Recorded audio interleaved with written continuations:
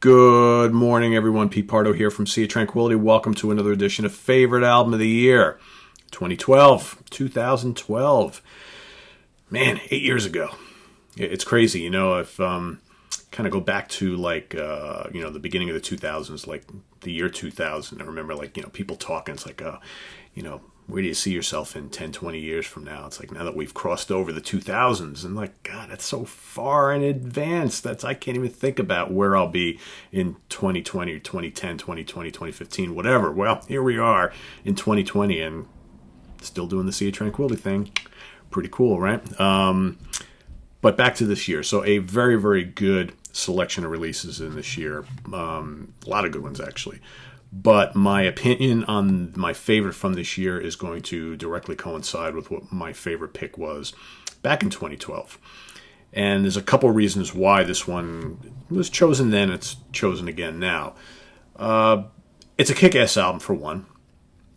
Two, it's by a tremendously legendary band who has a lot of great releases. They're like one of those kind of tried and true, and while I may have a couple in their catalog that I'm not quite as crazy about as a lot of the others, I dig a lot of the albums by these guys, as well as this one.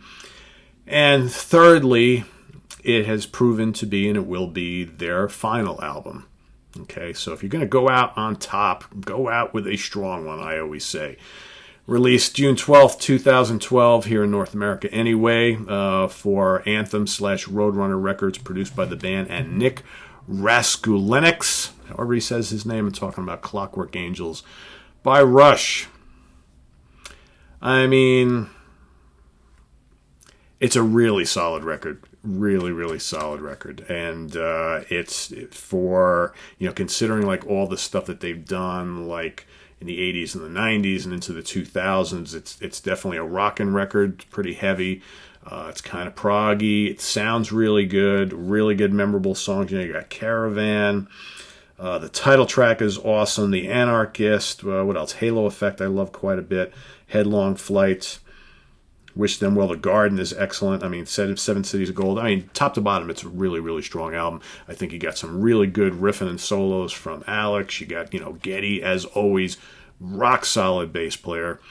He's got the kind of more, mellower, toned down vocals, but it works for a lot of the more recent Rush stuff. And then, of course, you got the late Neil Peart, who's, providing the lyrics and killing it on the drums, as always. I just think as far as kind of real precision sounding Rush, all right, memorable melodies, great playing. It's proggy, it's heavy. This kind of has a little bit of everything, and as really mature release from the band that I loved from the second that I started listening to it, and I still can listen to this album today and say, hey, you know what, that's a pretty damn solid Rush album.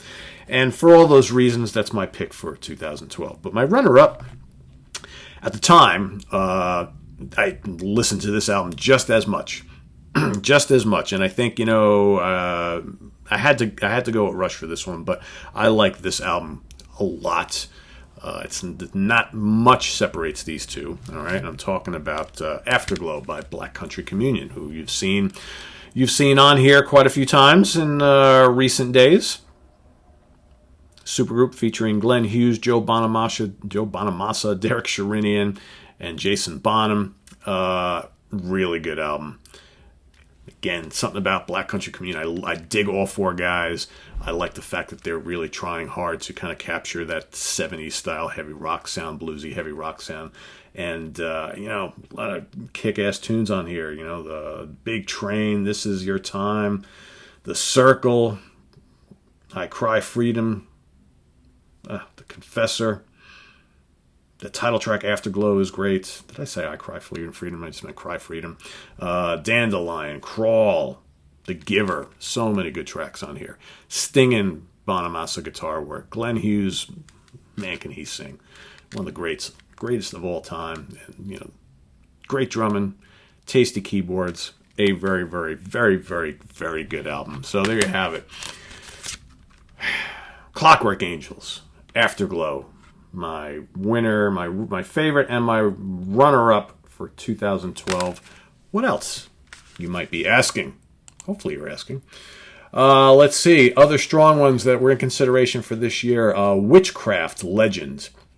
I dig Witchcraft a lot. I can't say I like the new acoustic thing that they just put out, but Witchcraft, just a great kind of doomy 70s heavy rock band. Of course, a more recent band, obviously. Just so many great bands coming out, like the Scandinavia. It's just crazy. Enslaved, Retier, another great kind of progressive extreme metal, black metal album. Very, very solid. Nile at the Gates of Sethu.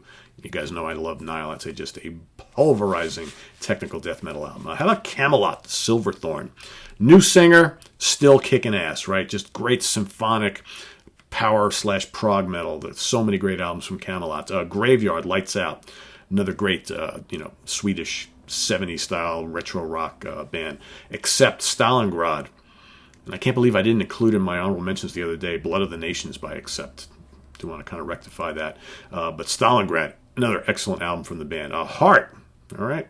A couple of people here commenting lately that there's no good like regular rock and hard rock and classic sounding stuff coming out in any of these years in the 2000s. I disagree, man. Heart's Fanatic is a great album. How about Jethro Tull, Ian Anderson's Jethro Tull, or Jethro Tull featuring Ian Anderson, whatever you want to call it. Thick as a Brick 2, very solid album. ZZ Top's La Futura. That's a kick-ass album. Dig that a lot. Captain Crimson, another Swedish band, dancing madly backwards. Great 70s style hard rock. Horisont, another Swedish hard rock band. Second Assault. A lot of really good kind of like 70s style music stuff going on there. So, but as I said, Rush and Black Country Communion today are my champions, or champion and runner-up. So curious to see what you guys pick down in the comments below.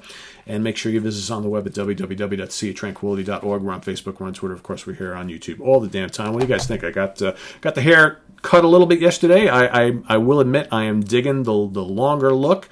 I mean, I've long had longer hair for like 5-6 years now, but this lockdown has, of course, prevented me from going to my hairdresser for quite a few months. So I was able to go yesterday, and I walked in. She goes, "Oh, hair got really long, but it looks pretty good." I said, "Yeah." I said, "I'm kind of liking it." So you know what? Don't do too much to it. So just kind of like cleaned it up a little bit, and I think it looks pretty damn good. So I'm pretty happy with it. So we're gonna kind of stay this way, all right? So, hey, you know what?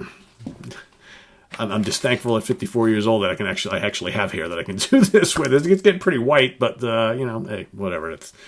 That's the nature of the beast, right? So this is on the web at www.seatranquility.org. We're on Facebook, we're on Twitter, of course, we're here on YouTube all the damn time. Coming up, I'm going to try and squeeze in now if I can. Frank Marino ranking the studio albums this afternoon, ranking the studio albums with a bunch of guest stars of Voivod, Canadian thrash / progressive metal legends. Okay, that's coming up.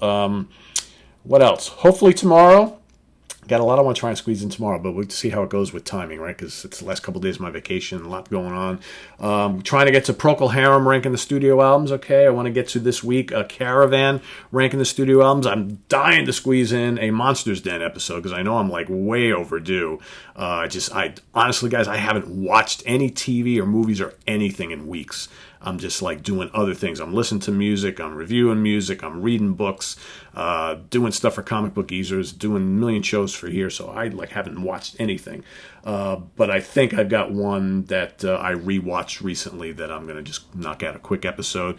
It's another oldie but goodie. I do want to get to some like 70s kind of slasher and foreign horror films, like I want to do some Argento and some of that sort of stuff, Mario Bava and all that. I got so many ideas of things to do. It's not enough time, man. It's not enough time. So for all of you who've been waiting for more Monsters Den stuff, I appreciate your patience, but please be patient because I don't like to do things half-assed. So even though a lot of the movies that I'm going to cover I've seen many times, I literally like to go and watch them again before I do a show. And I take lots of notes and stuff like that. Like I said, I know a lot of these films really well, but I still like to have a really, really fresh imprint in my mind before I actually go and record and talk about it. So that's the reason why you haven't seen any Monsters Den. I just have not watched anything at all. So, but like I said, there was one that I watched a couple weeks ago that I wound up not doing a show on, but I think I'm going to. So that's hopefully coming up, hopefully tomorrow. All right. So stay tuned. We'll see you guys soon. Take care. Bye-bye.